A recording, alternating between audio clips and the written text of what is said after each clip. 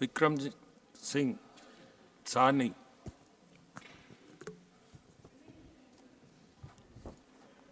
Respected Chairman Sir, thank you for this opportunity to speak on the motion of thanks to the President address.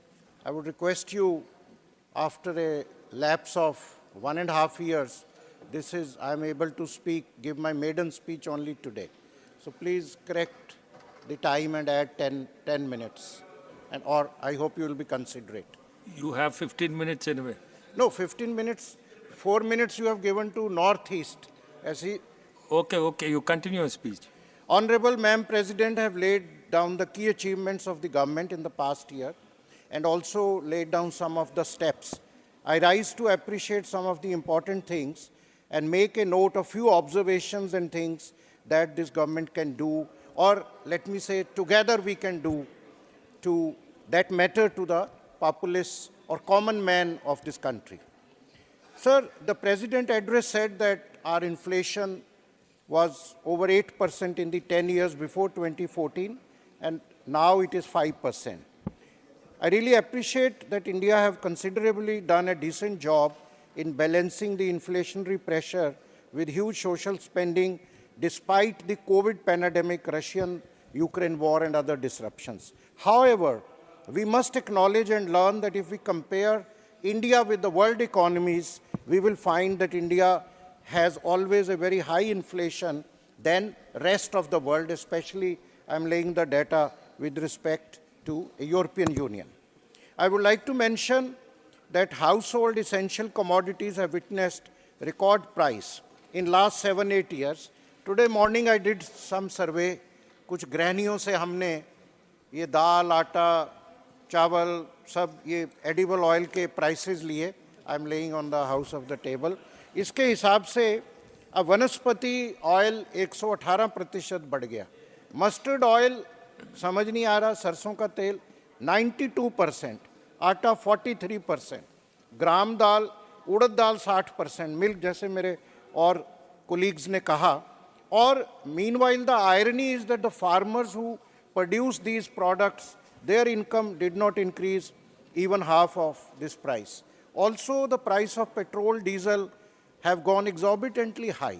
और अब जैसे अभी बताया गया कि international price, we have a administered price clause. तो price जब ऊपर जाती है तो पेट्रोल डीजल की बढ़ती है कंज्यूमर को. अब कम हो गई है तो वो बेनिफिट ऑयल कंपनीज ही ले रही हैं. वो बेनिफिट कंज्यूमर्स को क्यों नहीं दिया जा रहा जब it should be escalation, D escalation. और दूसरा, नेशनल स्टैटिस्टिकल ऑफिस ने भी यही रिपोर्ट किया कि फूड इन्फ्लेशन जो है वो 9.53% दिसंबर में रही, and it is a huge hike then the previous. Sir, we should need on some permanent solutions which act as a shield for the Indian economy from global uncertainty. अब poverty की बात करते हैं. अब ILO ने एक declaration दिया कि poverty anywhere is a threat to prosperity everywhere. अभी बहुत अच्छी बात है, 25 करोड़ पॉवर्टी से ऊपर आ गए. अभी दोपहर को ही मैं सुन रहा था, हमारे कुलीग शिवाजी कह रहे थे कि इसकी, and I hope he was right, कि इसकी जो थ्रेश होल्ड है वो 27 रुपीज़ पर डे की इनकम होनी चाहिए गांव में और 33 रुपये की पर डे इनकम होनी चाहिए शहर में. तो आप पॉवर्टी लाइन के नीचे हैं या ऊपर हैं. अब आप भी सोच लीजिए, 27 रुपये और 33 रुपये ये थ्रेश होल्ड भी मैं माननीय फाइनेंस मिनिस्टर को कहूँगा कि भाई let's be honest to our selves, इसको ठीक किया जाए. और इसमें एक और डाटा आया है जो ग्लोबल मल्टीनेशनल पॉवर्टी इंडेक्स है, MPI, उसके हिसाब से around 415 million people exerted poverty with in span of 15 years, 2005 से 2021. तो कुछ पॉवर्टी की एलिवेशन हुआ है, लेकिन फिर भी हम 80 करोड़ लोगों को जो राशन दे रहे हैं. और ये अभी भी बात कही जा रही थी कि कोई सेंसिस नहीं हुआ, और 2011 से government have not declared it's poverty figures. एक NSSO जो स्टैटिस्टिकल विंग है, उसने 2017-18 में एक अपना स्टैटिस्टिकल का रिपोर्ट बनाया था, पर वो पब्लिश नहीं किया गया। और ग्लोबल हंगर इंडेक्स में सारी दुनिया में इंडिया का रैंक 111 है 125 में। तो हमें अभी बहुत सफ़र तय करना है। We have to travel a lot. और पर कैपिटा इनकम मैं पढ़ रहा था कल ही कि पता नहीं बांग्लादेश, भूटान और मालदीव से भी हमारी पर कैपिटा इनकम कम है। ये छोटे देश हैं, ज़्यादा अमीर भी नहीं है, डेवलपिंग समझ लीजिए, पर हमारी पर कैपिटा इनकम ये जो हमारे अड़ोस पड़ोस वाले हैं उनसे भी कम है। तो कहीं ना कहीं हमें ये इनइक्वालिटी को ख़त्म करना है। अब एक और रिपोर्ट यूके की आई, ऑक्सफैम की, और 10% ऑफ द पॉपुलेशन जो है वो 72% इंडिया की वेल्थ को ओन करता है। तो बहुत अनइक्वालिटी है। और ये भी एक आंकड़ा है कि wealth of 16 people in India is equal to wealth of 60 crore people, which is almost half of India's population.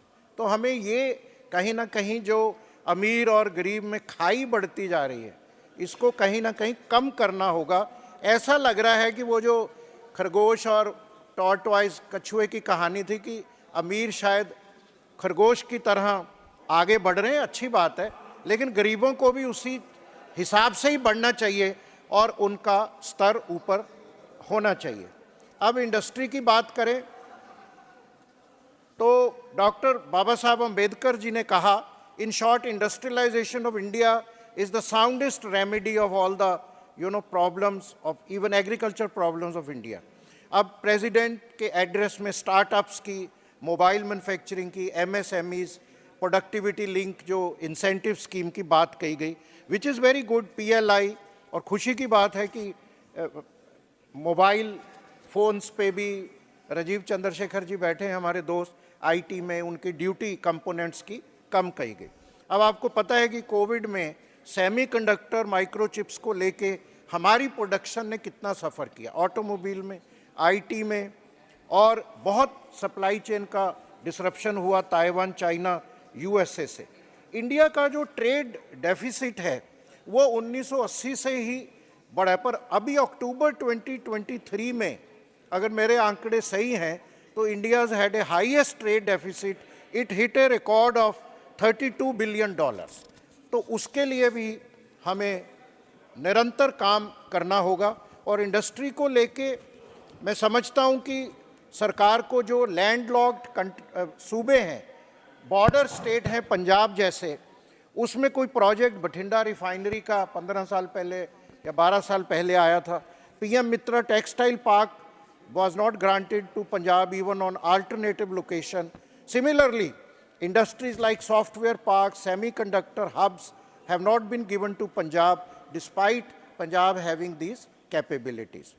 G20 की बात की गई, बहुत भारत की छवि उससे बढ़ी, बहुत हमने खर्च भी किया 400 कुछ करोड़, लेकिन जैसे मेरे अदर कोलीग्स कह रहे थे, we have to see actual deliverables to the benefit of India. FDI, ठीक है, इंडिया यूरोप इकोनॉमिक कॉरिडोर की अनाउंसमेंट की प्रधानमंत्री जी ने, पर मैं समझता हूं कि हम ब्रिक्स के भी मेंबर हैं, हम अभी क्वाड के भी मेंबर हैं, हम आसियान के साथ भी कर रहे हैं, हमें सीआईएस कंट्री में स्पाइस रूट, सिल्क रूट भी रिवाइव करना है। तो कहीं ना कहीं यूरोप तो खुद ही अभी रिसेशन में है, तो अच्छी बात है, लेकिन हमें दूसरे इकोनॉमिक कॉरिडोर्स भी खोलने पड़े। आपका ध्यान मैं एग्रीकल्चर और फूड पे आता हूँ, और डॉक्टर एम.एस. स्वामीनाथन से बड़ा विख्यात इंसान नहीं शख्सियत हो सकती, तो उन्होंने कहा था, if agriculture goes wrong nothing else will have a chance to go right. अब एग्रीकल्चर 46% हमारे जो भाई हैं वो एग्रीकल्चर पे, इट्स ए एग्रेरियन इकॉनमी, लेकिन अब जो बजट एलोकेशन एग्रीकल्चर का है वो कम होता जा रहा है। अब पंजाब की बात करें तो जो एमएसपी, जिसमें पंजाब बिगेस्ट कंट्रीब्यूटर है फूड का, फूड सिक्योरिटी का, अब वो जो एमएसपी की कमेटी में और सीएसीपी की कमेटी में पंजाब से कोई भी रिप्रेजेंटेटिव नहीं है, तो वो भी मैं आग्रह करूंगा कि उसमें उनको लेना चाहिए। और एमएसपी वीट राइस में ही मिलती है साहब, अब कॉर्न पे भी बाकी जो एमएसपी वो पेपर पे है। अब मक्का का देख लीजिए, MSP 2090 रुपये है, पर मंडी में मक्का कॉर्न जो 700 से 1000 रुपये में बिक रहा है। और हम क्रॉप रोटेशन कैसे, फार्मर्स को क्रॉप रोटेशन हमें करानी पड़ेगी कि वो कब तक राइस व्हीट, अब मिलेट्स का ज़माना है, पार्लियामेंट में बहुत सराहनीय स्टेप है, लेकिन फार्मर्स को भी हमें अवगत कराना पड़ेगा मिलेट्स की तरफ, क्रॉप रोटेशन की तरफ। PM किसान स्कीम जो 6000 रुपया एनुअल देती है, उसमें पता नहीं कि पहले 11.84 करोड़ बेनिफिशियरी थे जो साइट एग्रीकल्चर मिनिस्ट्री की, अब उसमें बड़े अचंभे से जो उसकी फिगर है वो 3.87 करोड़ रह गई है। तो इस पे भी हमें इन्वेस्टिगेशन करना होगा कि ये जो PM किसान स्कीम में, आप तो खुद किसान हैं और बड़े अच्छे समय आप सदारत करने आए हैं साहब, मैं कह रहा था PM किसान, मैं किसान नहीं, किसान पुत्र हूँ। हाँ, किसान पुत्र हैं, किसान दाता हैं, कुछ भी हमारे अन्नदाता हैं, आपकी मर्जी पे हम हैं। 1.5 साल बाद MP बनने के बाद आज हम आपने मौका दिया मेडन स्पीच का, बहुत शुक्रिया। मैं कह रहा था सर, 11 पहले ये 6000 रुपया 11.84 करोड़ किसानों को मिलता था, ये अब 3.87 को मिलता है। तो इसको हमें देख के इन्वेस्टिगेट करके कि इसको ठीक किया जाए। सब्सिडी ऑन एग्रीकल्चर इनपुट्स अब 30% अक्टूबर दिसंबर में कम हुई और आगे भी जाते हुए कम हो रही है। तो मैं आदरणीय फाइनेंस मिनिस्टर साहिबा से रिक्वेस्ट करूंगा कि रेड सी कॉन्फ्लिक्ट है, फ्रेट बहुत बढ़ रहे हैं, तो ये सब्सिडी हम कम ना की जाए।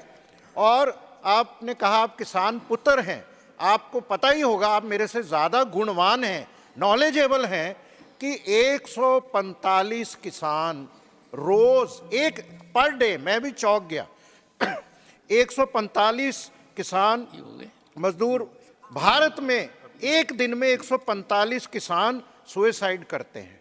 आत्महत्या की चिता पर देख मुल्क के किसान को नींद कैसे आ सकती है, हम देश के इंसान को, ये डाटा है।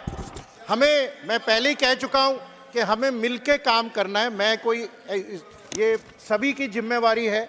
ये इस प्रेसिडेंट एड्रेस में भी मैं बोलूँगा कि कोई भी बात कही जाती है उसको क्रिटिसिज्म नहीं, पॉजिटिव में मैं कह रहा हूँ हमें मिलके ये देश बनाना है। कभी तो यहाँ संवाद होना चाहिए। अब हेल्थ की बात करें तो विंस्टन चर्चिल साहब ने कहा healthy population is the greatest asset any nation can have. अब आयुष्मान भारत बहुत अच्छी स्कीम है, पहले भी बात हुई, कई मेरे कोलीग्स ने कहा डाटा में डेड लोगों को भी मिल रहा है। अब 9.85 लाख जो रिपोर्ट आई है उसमें आयुष्मान भारत बेनिफिशरीज वर लिंक, सेम मोबाइल नंबर पे 10 लाख लोग रजिस्टर्ड हैं। तो ये RTI में त्रुटियां हैं। RTI के हिसाब से 15 लाख बेनिफिशरी हैं, पार्लियामेंट में 1.63 करोड़ है। तो कहीं ना कहीं we have to synchronise data.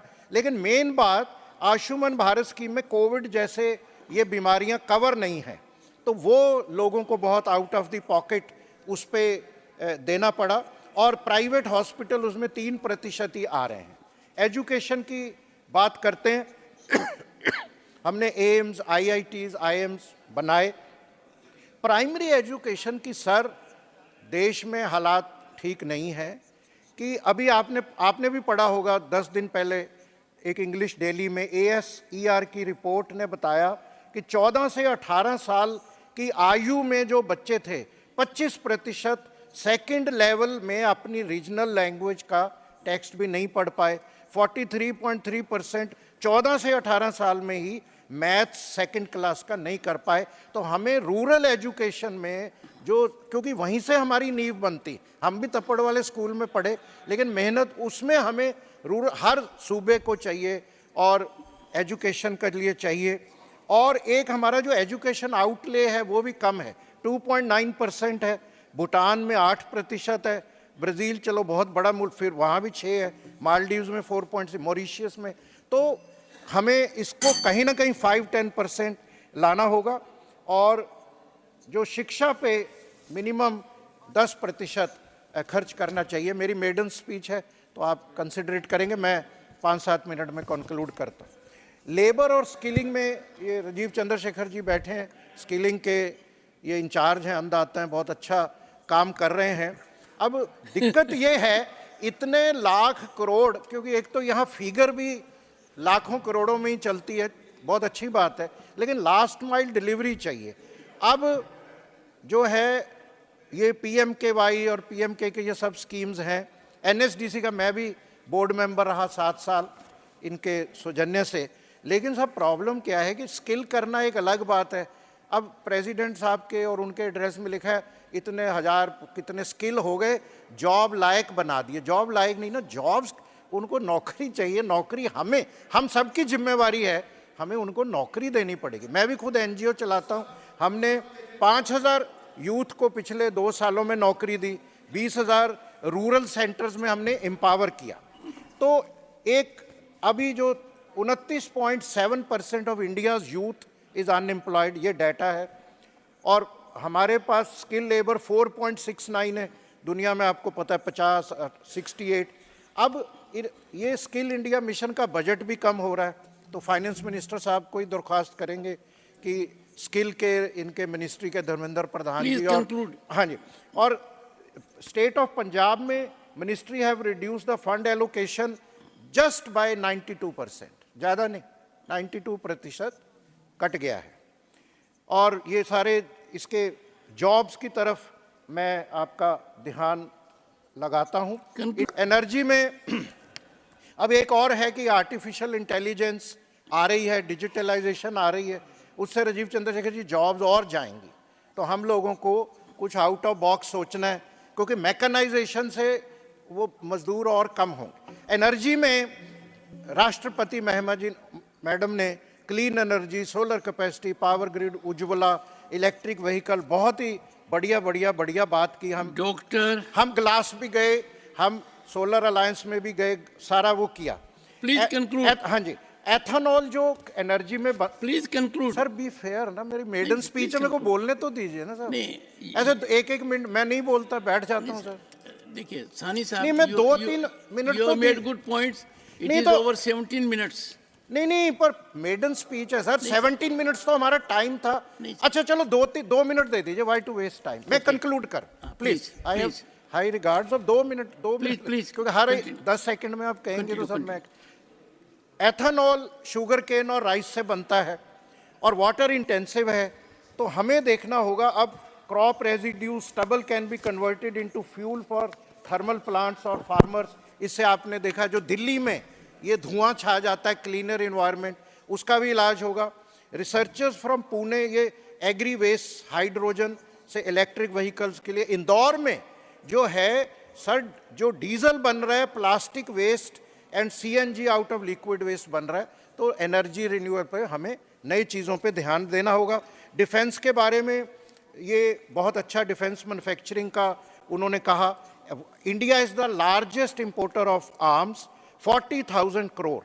पर मेरा मानना यह है कि हमारी जो ऑफसेट पॉलिसी थी कि भाई जो हमें डिफेंस इक्विपमेंट बेच रहा है, हम उस पर ऑब्लिगेशन लगाते हैं कि इसका 30-40% आप टेक्नोलॉजी ट्रांसफ़र करो या एक्सपोर्ट करो, वो उतनी सक्सेसफुल नहीं हुई। उस पर ध्यान देना। और हमारे ऑर्डिनेंस फैक्ट्री बोर्ड इतने हैं, कानपुर से लेके इधर, उनको वो इक्विपमेंट बनाने चाहिए जो हम इंपोर्ट करें। बुलेट प्रूफ जैकेट है, आर्मर्ड व्हीकल है, इंफ्रास्ट्रक्चर बहुत बनी, पर अब इंफ्रास्ट्रक्चर पे भी जो है पुश करने की ज़रूरत है, नेशनल इंफ्रास्ट्रक्चर पाइपलाइन। और जैसे ये पंजाब, हरियाणा, ये जो सूबे हैं हमारे, इसमें ड्राई पोर्ट्स और मल्टी मोडल ट्रांसपोर्ट जब तक नहीं बनेगा तो ये लोग compete नहीं कर पाएंगे।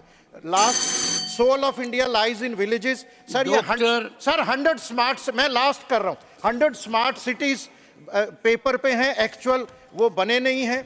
और आखिर में मैं यही कहना चाहूँगा सर, महात्मा गांधी जी ने कहा, रघुपति राघव राजा राम, ईश्वर अल्लाह तेरो नाम, सबको सन्मति दे भगवान। Let us ensure social fibre of secularism. जय हिंद।